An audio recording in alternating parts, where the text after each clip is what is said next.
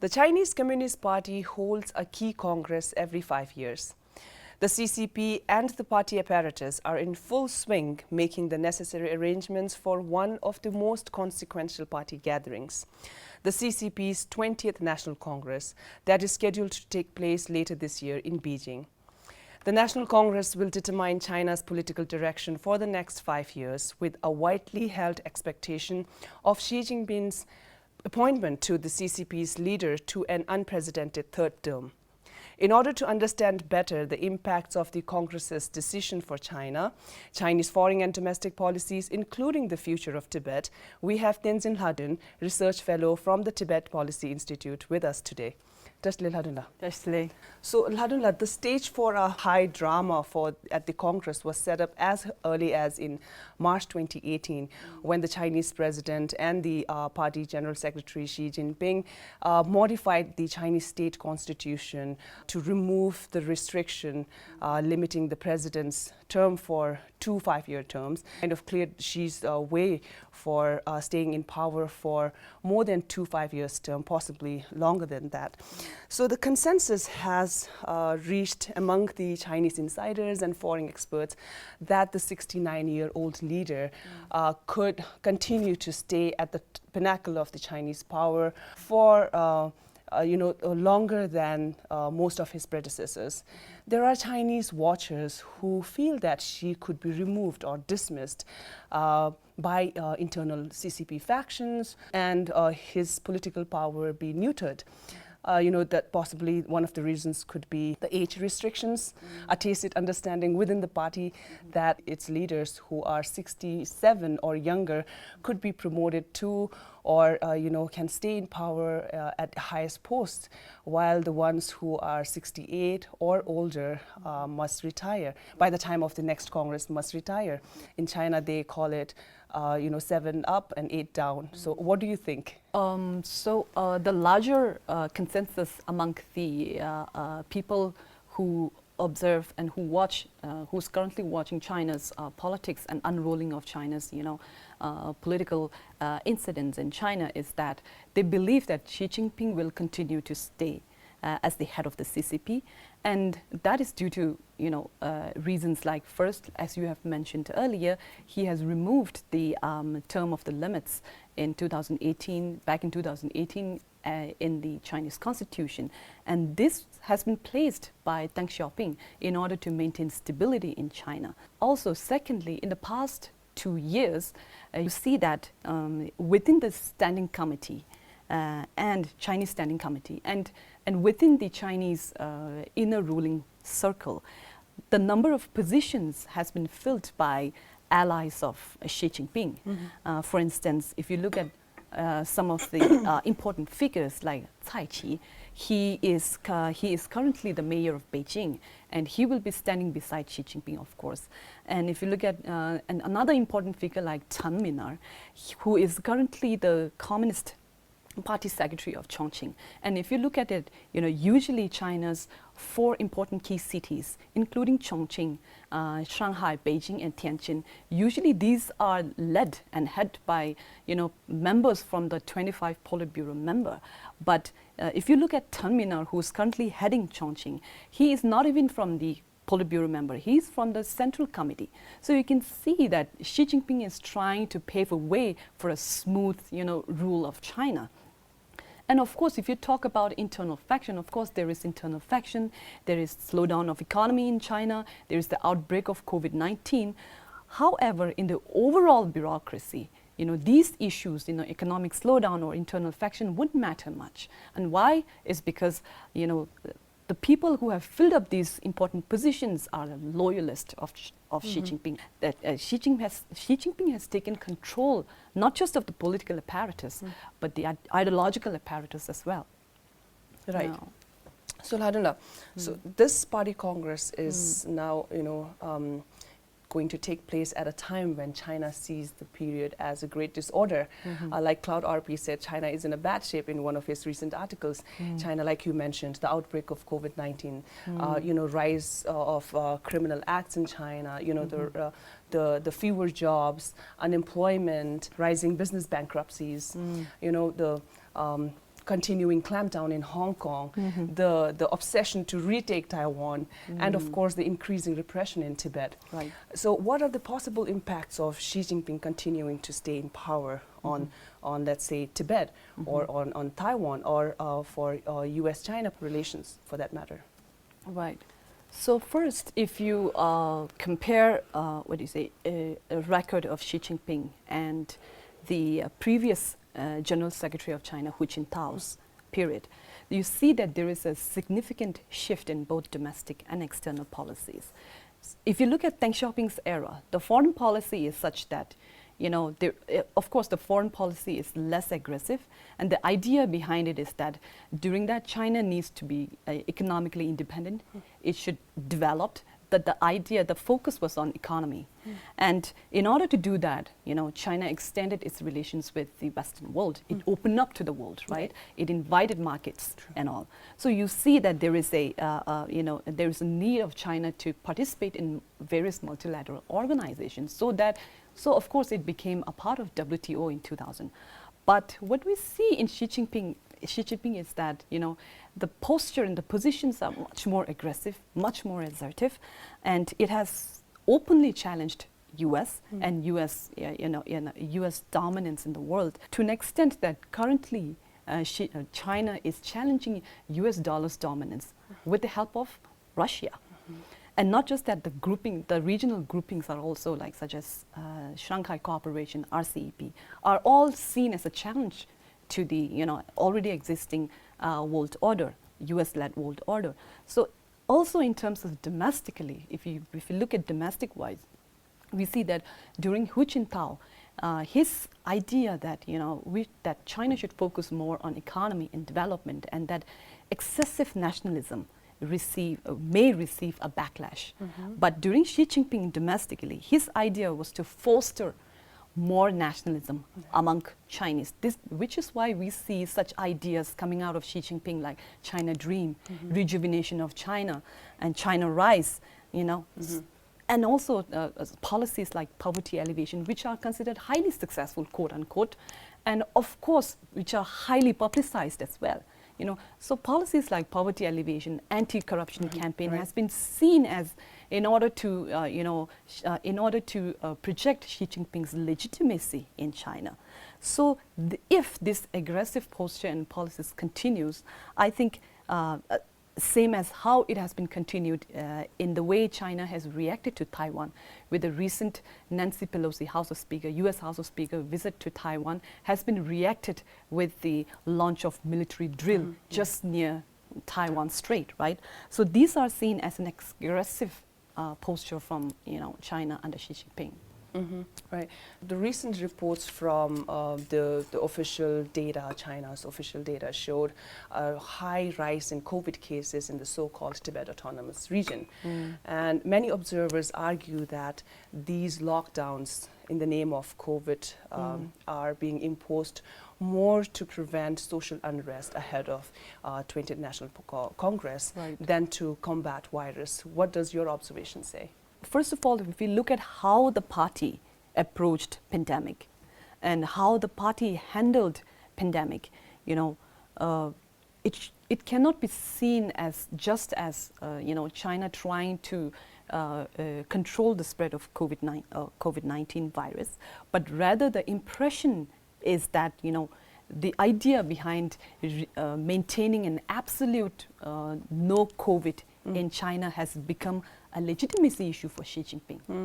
When you look at how the lockdown in Shanghai happened, you see that there the strong crackdown on people in Shanghai, not just in Tibet, but also in Shanghai, which is a major city, not just in China, but in the world, has seen, a hardcore, policy being, unleashed. And that is with regard to, how Xi Jinping has lived up to the idea that COVID-0 policy should be, in every instance, COVID-0 policy should be, maintained in everywhere. So these should be seen, how both the lockdowns in Tibet and in Shanghai should be seen with the idea that Xi Jinping and his government is trying to consolidate, power within China. And also with regard to Tibet, this is not a new, I would say it's not a new phenomena that, lockdown in Tibet happened right before the 20th Party Congress. Such events happened before. Like if you look at 2008 Beijing Olympic, before the Olympic, we have seen that, China has, imposed a lot of martial law. It has imposed curfew. It has imposed launched and placed new surveillance technologies in China. And they would argue during that, these were placed, surveillance technologies were placed in order for the security of the athletes.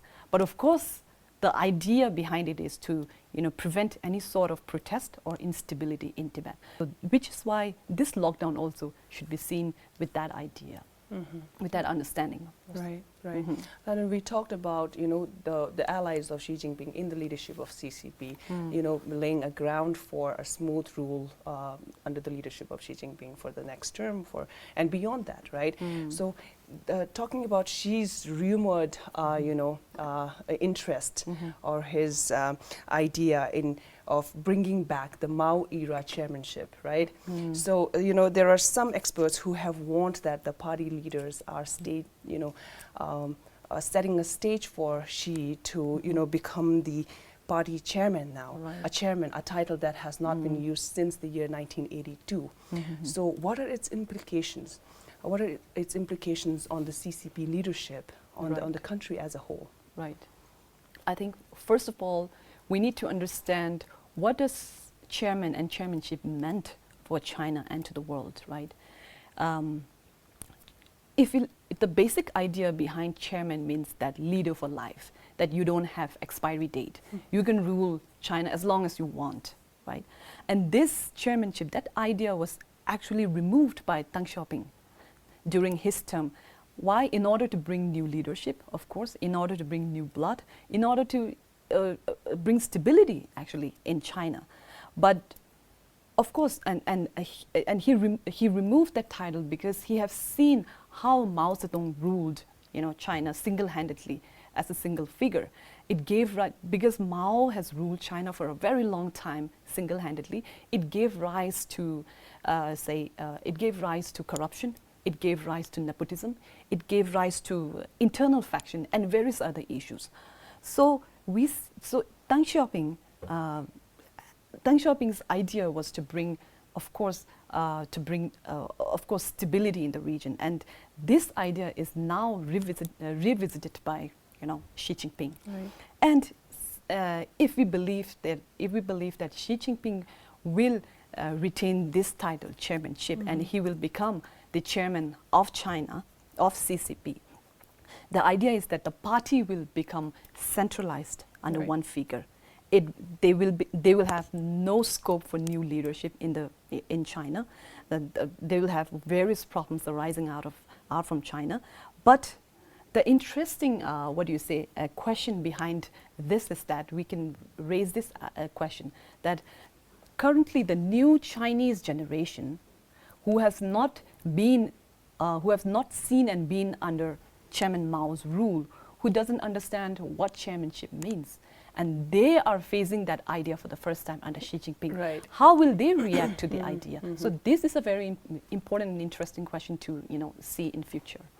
Yeah. So Xi Jinping is bringing back all the old the ideologies which were under Mao, Right. the anti-corruption campaign, Exactly. like we talked about, Exactly. the drive towards promotion of nationalism, extreme Right. nationalism, Exactly. and his idea of the bringing back the cultural revolution like situation in Tibet, Yes, history China. repeating itself. Right. Actually. We talk about the 20th Party Congress is very important in terms of the change in party structure, who could be in the Politburo, the 25-member, the most important Right. decision-making body, Right. and then the Central Committee itself. So currently there are 3 Tibetans. So how many in total, Tibetans are there in the decision-making bodies of the CCP in Politburo or in Central Committee?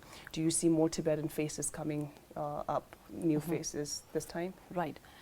So currently, the 3 Tibetan members are not part of the Politburo member or the 25 Politburo member or the 7 standing committee members.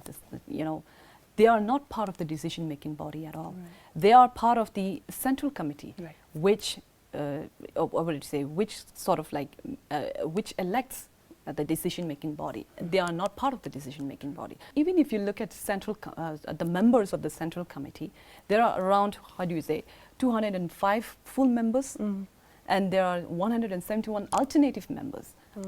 In total, you have somewhere around 300 and something, members of the Central Committee, among which you just have 3 Tibetans who are part of the Central Committee. They're not even part of the decision-making What body. does that mean?